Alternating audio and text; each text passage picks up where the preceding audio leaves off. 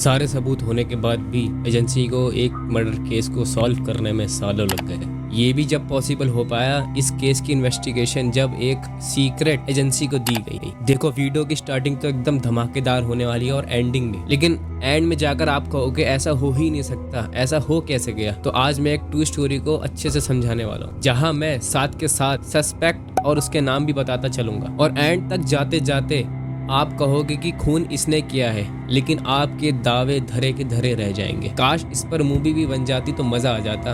बॉलीवुड वालों इस वीडियो को ध्यान से देखना। वीडियो को स्टार्ट करने से पहले मैं आपको बताना चाहता हूँ कि आप इस वीडियो को आंखें बंद करके देखना। मैं विजुअल्स ऐसे बताऊंगा कि आपके दिमाग में वो पिक्चर्स बनने लगेंगी, और जो लोग आंखें खोल के देखना चाहते हैं उनके लिए वेलकम।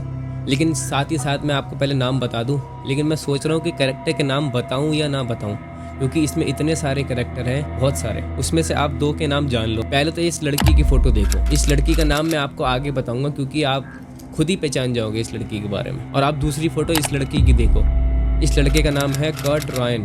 तो चलो आज की सच्ची कहानी शुरू करते हैं, जो आपके रोंगटे खड़े कर देगी। फिलाडेल्फिया में स्थित एक ड्रेक्सन यूनिवर्सिटी 30 नवंबर की सुबह 1984 जब क्लास स्टार्ट होने वाली थी, तो वहाँ के स्टूडेंट्स जब वहाँ हॉल में पहुंचे तो उन्होंने जो वहाँ पर देखा वो देखकर वो दंग रह गए। हॉल के ऊपर वाले सीढ़ियों पर एक लाश पड़ी थी, जिसके ऊपर एक ब्लू कलर की जैकेट से वो पूरी कवर्ड थी, और जो कि एक यंग लड़की की थी, और उसके चेहरे पे कट्स के निशान थे, और उसके गला पर एक नीले कलर की लाइन थी, जिसकी वजह से उसकी मौत हुई होगी। लेकिन लड़की की पहचान करने के लिए वहाँ पर कुछ था ही नहीं। ना ही उसका पर्स था, ना ही उसकी आईडी थी, ना कुछ था। ना ही उसके साथ सेक्सुअल असॉल्ट हुआ हो, उसका भी कोई सबूत हुआ हो, क्योंकि उसके सारे कपड़े सही सलामत थे, बस उसके जूते और मोजे गायब। पुलिस ने वहाँ का एरिया एकदम सील कर दिया और सोचने लगी कि इसका शक शायद चोरी की वजह से इसकी मौत हुई होगी। लेकिन जब वहाँ पुलिस ने पूरा रूम या पूरा एरिया छान मारा तो वहाँ पर कहीं भी सीसीटीवी कैमरा नहीं था, जिससे पुलिस की मुश्किल और भी बढ़ गई। अब पुलिस की शक पर बहुत सारे लोग आ चुके थे, क्योंकि वो जो यूनिवर्सिटी का हॉल है वो वेस्ट फिलाडेल्फिया की बिल्डिंग से जुड़ती थी, जहाँ पर हजारों लोग आते जाते थे। अब पुलिस को डेड बॉडी को देखकर ऐसा लग रहा था कि उसको कहीं और मारकर यहाँ पर लाकर जीने पर फेंक दिया गया है। पुलिस सोच रही थी कि शायद उसका जूता घसीटते वक्त निकल गया हो। लेकिन बॉडी मिलने के बाद वहाँ पर एक यंग लड़का पहुँचता है, जो उस लड़की से मिलने की डिमांड करता है या फिर उसे देखने की डिमांड करता है। पुलिस वाले उसकी बात सुनकर उस पर शक करने लग जाते हैं, क्योंकि उस लड़के को मालूम ही नहीं था कि वहाँ पर पड़ी लाश लड़की की है, क्योंकि पुलिस ने वो एरिया पहले ही सील कर दिया था। अब पुलिस उससे कहती, बेटा तू साइड में आ, तुझसे कुछ बात करनी है। साइड में जाकर बताता है कि मैं इसी यूनिवर्सिटी का स्टूडेंट हूँ और मेरा नाम कर्ट रायन है, जिसकी फ़ोटो मैंने आपको पहले दिखाई थी। उसके बाद वो बताता है कि मेरी एक गर्लफ्रेंड है। वो बताता है कि मेरी जो लाश पड़ी है शायद उसकी गर्लफ्रेंड, जिसकी उम्र 20 साल थी, और उसका नाम था डेबी विल्सन, जिसकी फ़ोटो मैंने आपको स्टार्टिंग में दिखाई थी, ये उसका नाम है। अब आगे से पुलिस ने उससे सवाल पूछा कि तुम डेबी को कैसे जानते हो और उस लड़की को कैसे जानते हो जो नीचे पड़ी है। तो कर्ट बताता है कि मैं पिछली रात उसके साथ कंप्यूटर की लैब में उसके साथ काम कर रहा था। वो किसी बड़े प्रोजेक्ट पर काम कर रही थी, लेकिन उसका काम अभी हुआ नहीं था। लेकिन कर्ट ने उसके साथ रुककर उसकी मदद करने का सोचा। लेकिन रात के करीब 1:30 बजे कर्ट ने कहा कि अब मैं जाग नहीं पाऊंगा, मुझे जाना होगा। तो बदले में डेबी कहती कि हाँ तुम जाओ, मैं पूरा काम कंप्लीट करके ही आऊंगी, अभी मेरा थोड़ा बहुत काम बाकी है, इसलिए तुम जाकर आराम करो। लेकिन रायन मन ही मन रुकना चाहता था, क्योंकि वो चाहता कि मैं काम होने के बाद डेबी को उसकी ही कार से वापस छोड़ के आऊं। लेकिन फिर डेबी चला ही जाता है। लेकिन जब कर्ट वहाँ से हॉल से निकलता है तो रास्ते पर उसे यूनिवर्सिटी का गार्ड मिलता है। वो गार्ड से कहता है कि भाई मेरी गर्लफ्रेंड काम कर रही है, तुम उसका ध्यान रखना। तो गार्ड बदले में कहते हैं कि हाँ तुम चिंता मत करो, ये तो मेरा फ़र्ज़ है, मैं वहाँ पर जाकर देखता हूँ। जब कर्ट अगले दिन सुबह उठता है तो वो लोगों से सुनता है यूनिवर्सिटी के कि वहाँ पर एक लड़की की लाश पड़ी है। तो कर्ट पहले इतना नहीं सोचता, वो निकल जाता है डेबी को देखने। जब वो डेबी को देखने वहाँ निकलता है, कि जब उसकी कार वहाँ खड़ी हुई देखता है तो वो देखता है कि वो कार हिली ही नहीं है। ऐसा लग रहा था कि पूरी रात वहीं की वहीं खड़ी थी। फिर कर्ट वहाँ पर गया जहाँ पर डेबी अक्सर होती थी, लेकिन वहाँ जब गया तो डेबी वहाँ थी ही नहीं।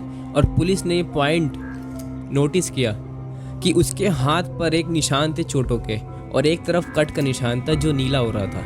और पुलिस ने उसकी बात पर बिल्कुल भी यकीन नहीं किया, क्योंकि उसका बॉयफ्रेंड आखिरी इंसान था जो डेबी की लास्ट टाइम देखा गया था। और जब पुलिस ने उसके निशान देखे तो पुलिस उसे कातिल की नज़र से देखने लगी। अब तक जो केस पुलिस को चोरी का लग रहा था, असल में वो केस पर्सनल दुश्मनी का था। अब पुलिस ने जब उसका घाव ध्यान से देखा तो डेबी के निशान ऐसे लग रहे थे जैसे उसका गला दबाकर उसे मारा गया हो, और कुछ चोटों के निशान थे जो लग रहा था कि उसकी और कातिल के बीच बड़ी ज्यादा मुठभेड़ हुई हो। लेकिन आखिर में वो अपने आप को बचा ना पाई, कातिल ने उसे मार दिया था। लेकिन आप ध्यान रखो, जब भी किसी लड़की का मर्डर हुआ होता है तो उसका शक और उसका कातिल उसका बॉयफ्रेंड ही होता है ज्यादातर केसों में। और पुलिस की नजरों में सस्पेक्ट नंबर 1 कर्ट रायन बन चुका था। अब पुलिस इन्वेस्टिगेशन आगे बढ़ाती है, फिर वो कंप्यूटर लैब में जाती है। जब कंप्यूटर लैब में जाती है तो वहाँ देखते हैं तो उसका कंप्यूटर खुला रहता है, और जो वो टाइप कर रही थी वो भी टाइप और माउस का कर्सर वहीं पर ही सेट रहता है। ऐसा लग रहा था कि जैसे वो बीच में ही मतलब कि उसकी और मुठभेड़ हो गई हो काम करते वक्त। उस पर आखिरी मैसेज 1:45 के आसपास आ रहा था, और उसके पीछे कुछ एक्सटेंशन वायर पड़ी हुई थी। ऐसा लग रहा था कि उससे उसका गला दबाकर मारा गया हो। और पुलिस को पीछे जमीन पर खून के धब्बों के निशान मिलते हैं, तो जल्दी से पुलिस उसे निकालकर फॉरेंसिक लैब भेज देती है चेक करवाने के लिए। फिर पुलिस एक तरफ ध्यान लगाती है या फिर दिमाग लगाती है, मान ली कि वो देखती है कि अगर मुठभेड़ हुई होगी तो वहाँ पर सामान बिखरा होगा। लेकिन वो देखती है कि वहाँ पर सामान एकदम लाइन से लगा हुआ है, तो फिर वो पूछती है कि यहाँ पर सफाई किसने करी। फिर पुलिस वहाँ पर उसे केयर टेकर को बुलाती है जिसने वहाँ पर सफाई करी होती है, और पुलिस की नज़रों में दूसरा सस्पेक्ट नंबर 2 हो जाती है केयर टेकर। फिर पुलिस उस काम वाली बाई का इंटरव्यू लेती है, लेकिन वो अपनी गलती मानती है। कहती है कि मैं तो रोज ऐसी सफाई करती हूँ, जब क्लास में आती हूँ तो चेयर्स तो बिखरी रहती हैं और इतना मैंने ध्यान भी नहीं दिया। लेकिन फिर कर्ट को पुलिस वापस पुलिस स्टेशन बुलाती है और उससे पूछती है कि तुम्हें ये निशान कैसे लगे। तो वो कर्ट बताता है कि जब मैंने सुना कि डेबी की मतलब मर्डर हो गया है डेबी का, तो मैंने गुस्से में अपना हाथ दीवार पे मारा, और जो ये कट का निशान है वो मेरी कार ठीक करते टाइम मेरे हाथ पे आया। लेकिन जब ही कर्ट पुलिस को बताता है कि जब मैं वहाँ से निकल रहा था तो मैंने सिक्योरिटी गार्ड को बताया था कि मेरी गर्लफ्रेंड अंदर है, उसका ध्यान रखना। तो फिर पुलिस उस सिक्योरिटी गार्ड को इंटरव्यू में बुलाती है। तो यहीं से हमें मिलता है सस्पेक्ट नंबर 3 ब्राइस कर्टमैन। कर्टमैन बताता है कि हाँ, मैं उस रात कर्ट से मिला था, लेकिन उसके बाद मैंने अपने रेडियो पर ब्राउनसन जिगलर को कॉल करके कहा था कि जाओ तुम एक बार चेक कर लो, क्योंकि मेरी ड्यूटी तो बाहर की थी। तो यहीं से हमें मिलता है सस्पेक्ट नंबर 4 ब्राउनसन जिगलर। वो बताता है कि तुम और तुम्हारे साथ जो एक और गार्ड है डेविड डिक्सन, तुम दोनों जाकर एक बार कंप्यूटर लैब का चक्कर लगा लो। यहाँ से हमें मिलता है सस्पेक्ट नंबर 5 डेविड डिक्सन। अब हमें यहाँ से पता चलता है कि हमारे कैंपस में 3 सिक्योरिटी गार्ड थे, 2 अंदर और 1 बाहर। लेकिन पुलिस को क्लैडमैन बताता है कि जब मैं वहाँ से निकल रहा था तो मैंने एक परछाई देखी थी एक आदमी की जो हॉल से निकल रहा था, और वहाँ पर अंधेरा बहुत था और डिस्टेंस बहुत दूर था, इसलिए मैं उसे देख नहीं पाया। सस्पेक्ट नंबर 4 ये बताता है कि मैं जब वहाँ से जा रहा था कंप्यूटर लैब में 2 बजे के करीब, तो मैंने देखा कि वहाँ कंप्यूटर के पास प्रिंटर चलने की आवाज़ आ रही थी। फिर वो कहता है मैंने इतना ध्यान नहीं दिया और मैं अंदर भी नहीं गया था, मैं वापसी चला गया। फिर पुलिस को इनके खिलाफ कोई ठोस सबूत मिलता नहीं है, इसलिए वो फिर उस शख्स की तलाश में लग जाती है जो नकाब मतलब कि थोड़ा ढका हुआ था, उस हॉल से गुजर रहा था। जब पुलिस ने उसके बारे में पता लगाया तो वो 20 साल का PhD स्टूडेंट था। हमारा सस्पेक्ट नंबर 6 एशली बरहेड। उसको 2 काम से जाना जाता है। एक तो वो बहुत लेट नाइट पढ़ता था, उसने अपनी सेक्रेटरी के गले पर पेंसिल की नोक रखकर धमकी दी थी कि उसको मार दूंगा मैं। फिर पुलिस ने उसके साथ इंटरव्यू किया और इंटरव्यू में उसने बताया कि मैं उस रात तो अपने ऑफिस में था और बाहर निकला ही नहीं, और उसका ऑफिस डेबी के रूम से सीधा ऊपर था। लेकिन पुलिस को फिर उसके खिलाफ भी कोई ठोस सबूत नहीं मिला जिससे उसे गिरफ्तार कर सकें और सारे को मतलब कि कर सकें और पूछ सकें कि असल में हुआ क्या था। फिर उसके बाद वहाँ पर 2 स्टूडेंट जो डेबी के दोस्त थे, उन्होंने बताया कि डेबी का एक इंसान पीछा कर रहा था, जो उसको स्टॉक करता था, जो उसका पीछा वगैरह करता रहता था।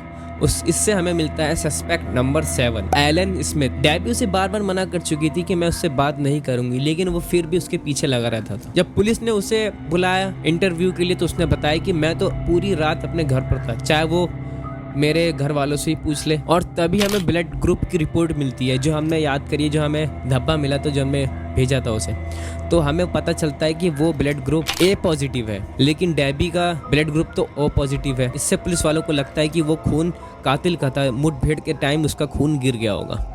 तो फिर सबको, जितनों को भी वो सस्पेक्ट होते हैं, उन सबको बुलाती है पुलिस स्टेशन, आ जाओ बेटा, तुम सबका डीएनए, उस टाइम याद रखिए उस टाइम डीएनए टेस्ट नहीं होता था, क्योंकि ये बात 1984 की है। उस टाइम खाली ब्लड ग्रुप ही पता लग पाता था। तो सबको पुलिस ने बुलाया और कहा कि बेटा चलो अपना सब खून दो, अभी पता चल जाएगा कि कातिल कौन है। लेकिन जब पुलिस को उन सब का रिजल्ट आता है तो वो देखकर हैरान हो जाती है कि वो खून उन 7 में से किसी का भी नहीं था। अब पुलिस थक जाती है या कमज़ोर पड़ जाती है, जिससे कि वो कर ही नहीं पाती कि कातिल असल में है कौन। जिन पे भी उनमें शक था वो तो सब के सब बेगुनाह निकले, या तो उनके खिलाफ सबूत नहीं था उनके पास। 7 साल बाद, 7 साल तक समझ लीजिए इसका केस चला। ये केस अनसॉल्व की लिस्ट में सबसे ऊपर आ गया, जिसका नाम सबसे ऊपर था डेबी का नाम था। अब 7 साल, थोड़े साल बाद ये केस बंद हो गया, लेकिन उसके 7 साल बाद 1992 में इस केस को मशहूर डिटेक्टिव को दे दिया गया, जिसका नाम था बॉब स्लाइडर। वो केस को सॉल्व करने के लिए बड़े एक्साइटेड थे। वो उसे वोडॉक के एक हाईली सेलिब्रिटी या फिर समझ लिए एक जीनियस लोगों के एक ग्रुप में लेके गए। वहाँ पर कम से कम FBI और बहुत सारे मतलब समझ लिए दिमागदार लोग बैठे थे। तो उन्होंने वहाँ पर वो केस फेंक दिया, कहा कि चलो अब सॉल्व करके दिखाओ उसे। बहुत लंबे समय तक वहाँ पर बातचीत चली और बहुत सारी थ्योरीज निकली, लेकिन एक शख्स जिसका नाम था रिचर्ड वॉल्टर, जो कि उस ग्रुप के CEO थे, उन्होंने एक थ्योरी बताई। उन्होंने कहा सबसे बड़ा जो सबूत था जो हमने छोड़ दिया वो था डेबी के जूते। असल में जो किलर था वो फुट फेटिश था, मतलब कि एक पैरों का जैसे होता है ना, जैसे कि समझ लिए आप गूगल पर सर्च भी कर सकते हैं।